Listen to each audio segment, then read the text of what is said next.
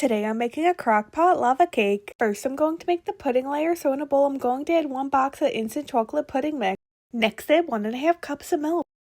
Then mix this up until the pudding thickens and then put this in the fridge for 10 minutes.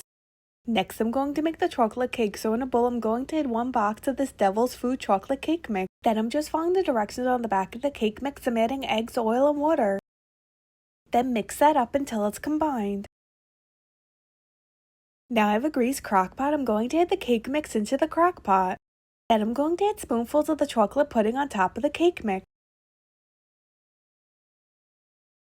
Then I'm going to drizzle some hot fudge on top. Here's what everything looks like in the crock pot. Then I'm going to put the lid on the crock pot and cook this on high heat for 1.5 hours to 2 hours and check after 1 hour to see how it's doing. Mine ended up taking 1.5 hours. Now I'm going to scoop the crockpot lava cake into a bowl and then top it with some chocolate ice cream. Here's an up close look at the crockpot lava cake.